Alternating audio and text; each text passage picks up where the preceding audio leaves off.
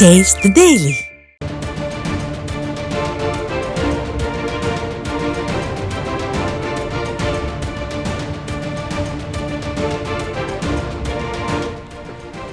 இந்திய விண்வெளி ஆராய்ச்சி நிறுவனம் ஆந்திர மாநிலம் திருப்பதி மாவட்டத்தில் உள்ள ஸ்ரீஹரிகோட்டா சதீஷ் தவான் விண்வெளி ஆய்வு மையத்தில் உள்ள இரண்டாவது தளத்தில் இருந்து பாகுபலி ராக்கெட்டான LVM-3 M6 ராக்கெட்டை வெற்றிகரமாக விண்ணில் செலுத்தியுள்ளது. அண்மை செய்தியாக பார்த்துக் கொண்டிருக்கிறோம். அமெரிக்காவைச் சேர்ந்த தனியார் நிறுவனத்துக்கு சொந்தமான 6100 கிலோ எடை கொண்ட இந்த ப்ளூபேர்ட் 6 என்ற செல்போன் சேவைக்கான செயற்கைக்கோள் விண்ணில் வெற்றிகரமாக பாய்ந்துள்ளது.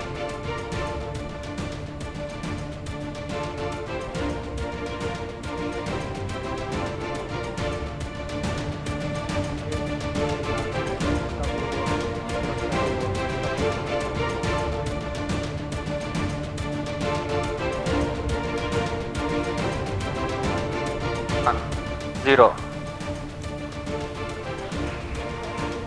Both S200 motors ignited.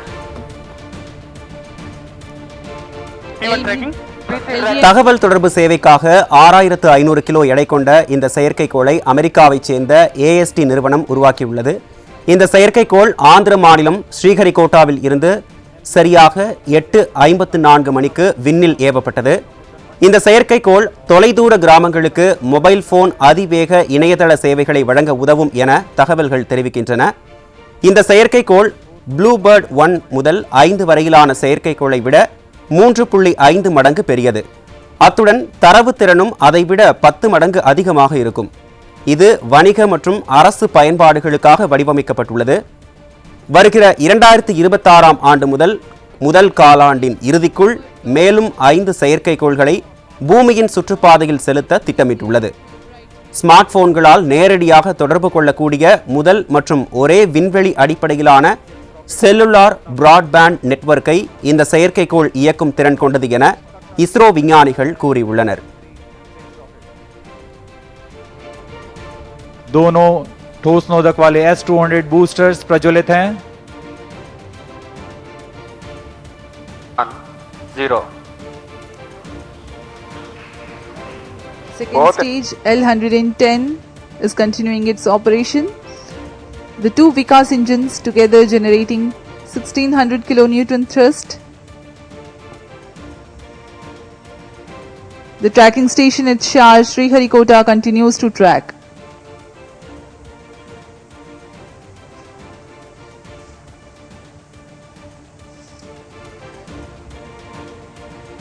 जी हाँ, यान पूर्णतः सामान्य निष्पादन करता हुआ अपेक्षित पथ का अनुकरण करता हुआ उद्दिष्ट मिशन की ओर बढ़ रहा है. Stage authorization issued. तृतीय चरण यानी क्रायो स्टेज चरण को अनुमोदित कर दिया गया है. Shah and Port Blair ground stations continue to acquire data. L110 stage separated. Cryo stage ignition command. Cryo stage ignition confirmed. यहाँ सभी वैज्ञानिकों के लिए ये एक हर्ष का पल होता है. रेंज निदेशक द्वारा भी इसकी पुष्टि की गई. द्वितीय चरण को सफलतापूर्वक बनकर यान से पृथक कर दिया गया है तथा अंतिम चरण तृतीय चरण प्रज्वलन शुरू हो चुका है. Now the third stage of LVM-3 rocket, the cryogenic stage, has commenced its operation. Cryo stage performance normal. It is thrusting nominally with 28.6 tons of cumulative propellant loading of liquid hydrogen and liquid oxygen. The engine develops 200 kilonewtons thrust.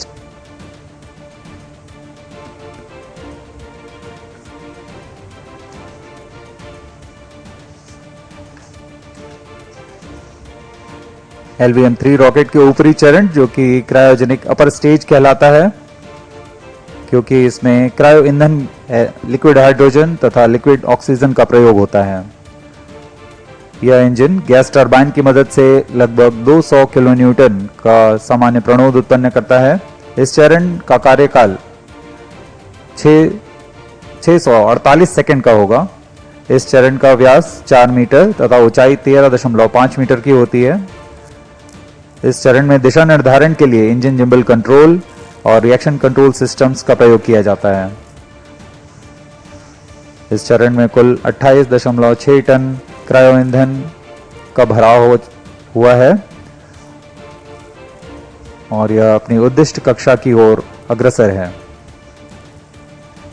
Cryo चरण सबसे जटिल engine माना जाता है क्योंकि cryo ईंधन जैसे liquid oxygen, जिसका कि बॉइलिंग पॉइंट -253 डिग्री सेंटीग्रेड, और लिक्विड ऑक्सीजन का बॉइलिंग पॉइंट -183 डिग्री सेंटीग्रेड होता है।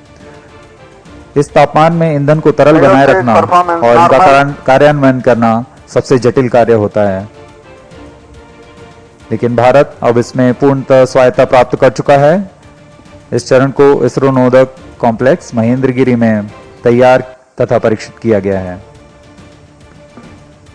The cryogenic stage C25 is powered by CE20 engines using liquid hydrogen and liquid oxygen. It delivers 200 kilonewton thrust and adds significant delta V of 3.89 kilometers per second by the end of its operation for the present mission. The stage operates on gas generator cycle.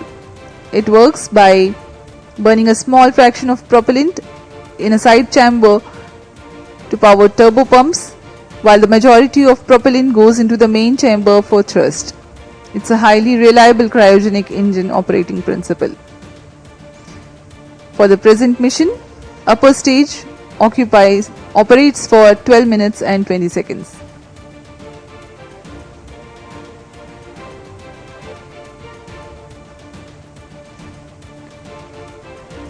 वर्तमान में port Blair स्थित radar station हम तक आंकड़े उपलब्ध करा रहे हैं, जिससे हमें यह जानकारी मिल रही है कि यान पूरी तरह सुरक्षित और सामान्य प्रदर्शन कर रहा है और अपने उद्दिष्ट पथ की ओर अग्रसर है।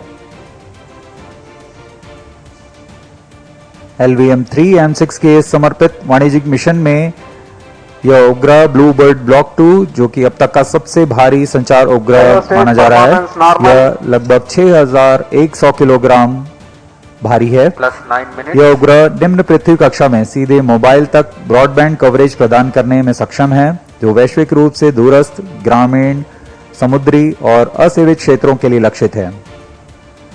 अंतरिक्ष प्रौद्योगिकी और मोबाइल की दुनिया में क्रांतिक तकनीक का प्रदर्शन करने वाला यह उपग्रह, इसे संयुक्त राज्य अमेरिका के AST स्पेस मोबाइल ने तैयार किया है।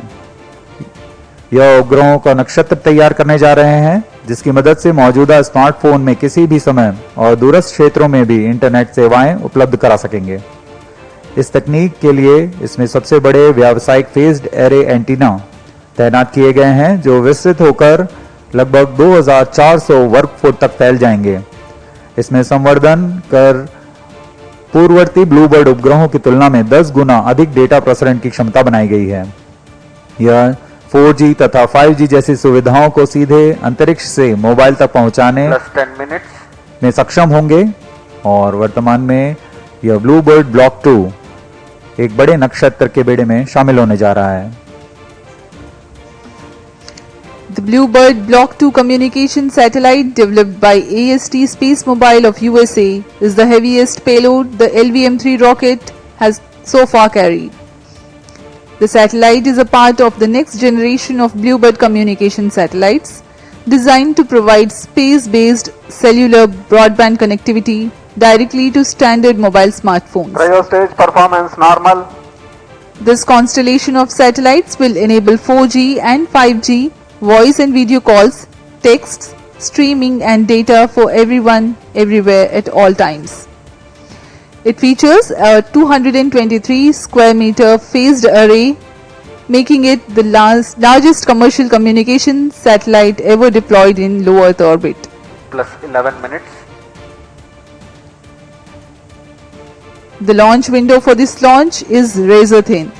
The target orbit requires exact phasing and there is a need to ensure global coverage. One of the important global orbital parameters is the right extension of ascending node or RAN. It is the angle measured eastward from the vernal equinox to the point where a satellite crosses the equator going north. It defines the orientation of the orbital plane in space. Two satellites with the same inclination and attitude but different RAN are in different orbital planes. by combining run spacing or the plane distribution and phasing by way of satellite spacing, constellations achieve near global coverage. To insert satellites into specific RAN slots, launches must occur at precise times when the launch site aligns with the designed orbital plane. This mission is being undertaken as a part of commercial agreement between NSIL and AST and Science LLC, a US-based company.